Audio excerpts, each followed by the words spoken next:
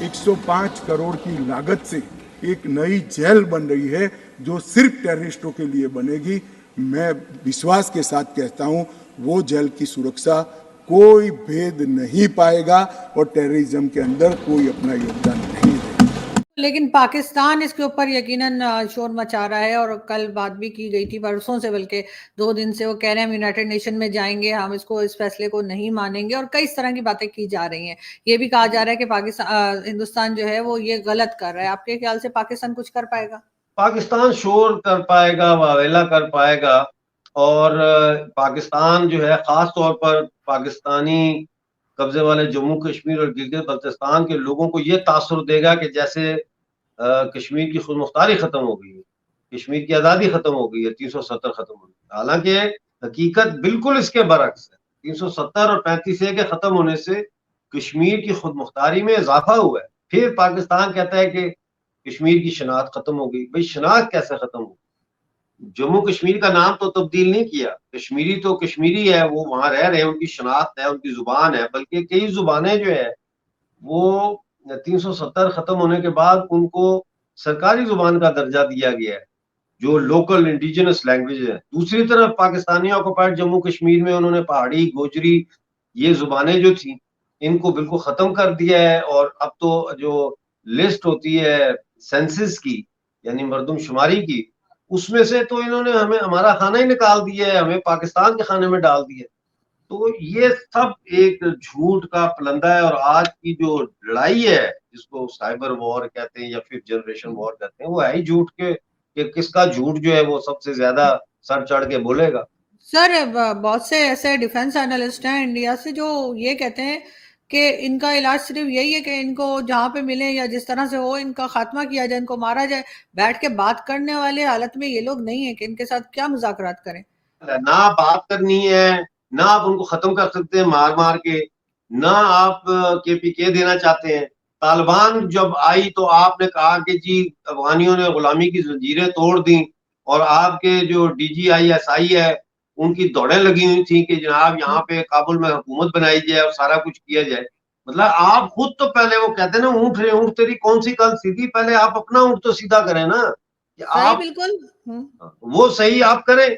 नहीं तो ये बिल्कुल। आप इसको नहीं खत्म कर सकते, नहीं बिल्कुल खत्म सर, कर। ऐसा ही है। खैर सर, ये तो आप जानते हैं कि इन्होंने गलती की थी और अब इनके गले पड़ गई है वो गलती। गलती नहीं की, इन्होंने जुर्म किया है। गलती हम्म। तो वो होती है कि चलो आपके हाथ से गिलास गिर के टूट गया, चलो आपकी गलती है।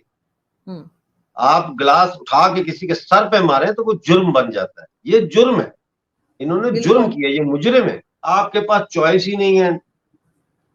इमरान खान है या नवाज शरीफ है, या अब आपने बिलावल जैसे पपट जो होता है, ऐसे अब आपने बिलावल को भी सामने कर दिया है। चॉइस ही नहीं है। अवाम ने अपने अंदर से लीडरशिप ही पैदा नहीं की। वो लीडरशिप हम्म। पैदा करें ना, जो इनका मुकाबला करें। जरा बात तो होती है तो कहते हैं पाक फौज जिंदाबाद, दिफाए नजरिया पाकिस्तान जिंदाबाद। तो पाकिस्तान का कोई भी व्यक्ति हो, जब वो हिंदुस्तान आता है तो वो एजेंडा के साथ ही आता है। चाहे वो प्लेयर्स हों, हमने वर्ल्ड कप में देखा कि साहब बाकी कुछ हो ना हो, मैदान में गए और वहां पे नमाज वाला ड्रामा करके और उन्होंने एक पॉलिटिकल मैसेज देने का प्रयास किया। फिर उनके वहां पे ट्वीट आते थे कि 1.5 लाख हिंदुओं के सामने नमाज अदा करी गई। तो आई डोंट नो उसमें क्या ट्रिप आता है, क्या फैंसी आनंद आता है इनको, मेरे को नहीं मालूम। मुझे तो वो फनी लगता है। आपने नमाज अदा करनी है, आप मस्जिद में जाइए, बिल्कुल शौक से करिए, लेकिन आपको लग रहा है कि आपने बहुत बड़ा एक कीर्तिमान स्थापित कर दिया है या आपने बहुत बड़ा काम और कर्म कर दिया, तो बेसिकली आप बहुत बड़े मूर्ख और बेवकूफ लगे और हंसी का पात्र बने। तो हमारे देश में उसका कोई फर्क नहीं पड़ा। तो ये एक माइंडसेट का इशू है, पाकिस्तानी एक माइंडसेट है, और ये लोग अपने माइंडसेट को अलग अलग तरीके से पेश करते हैं। पाकिस्तानी पत्रकार महिला देख रहा था, वो नरेंद्र मोदी को लेकर टिप्पणी कर रही हैं कि भाई इंटेलेक्ट कम है, इसको बोलना नहीं आता वगैरह वगैरह। इसको कुछ भी ना आता हो, लेकिन उन मैडम को, उनका नाम है मोना आलम, मैं उनको यही कहूँगा कि भैया ऐसा है, बहन जी, आप अपने काकड़ के साथ में खुश रहिए। काकड़ है, उससे पहले आपका इमरान खान था।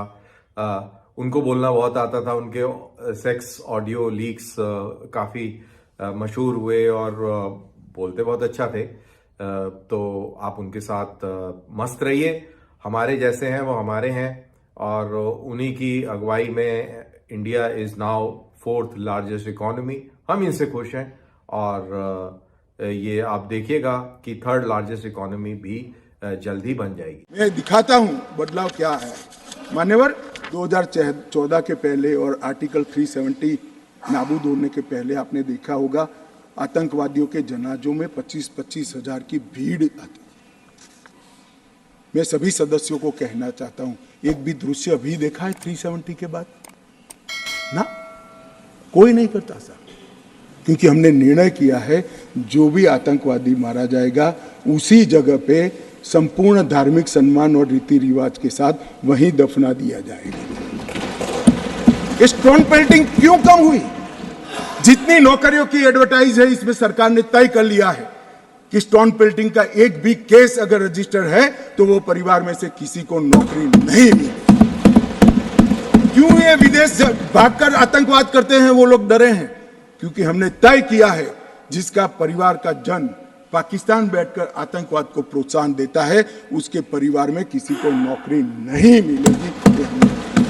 मान्यवर, हमने तय किया है कि जो टेलीफोन रिकॉर्ड के आधार पर प्रस्तापित होता है कि किसी का परिवार का व्यक्ति लिप्त है आतंकवाद को बढ़ावा देने में, तो नौकरी में है तो भी उसको डिसमिस करने के सर्विस रूल्स हमने बनाए। मान्यवर, जीरो टेरर प्लान और कंप्लीट एरिया डोमिनेशन के माध्यम से पूरे टेररिस्ट प्रभावित क्षेत्र को आज हमने सुरक्षित करने का काम किया है। मान्यवर, आज मैं कहना चाहता हूं, जेल अड्डा बनकर पड़ी रही थी। नरेंद्र मोदी सरकार ने जेलों के अंदर जैमर लगाकर सख्ती लगाने का काम किया है, और 105 करोड़ की लागत से एक नई जेल बन रही है जो सिर्फ टेररिस्टों के लिए बनेगी।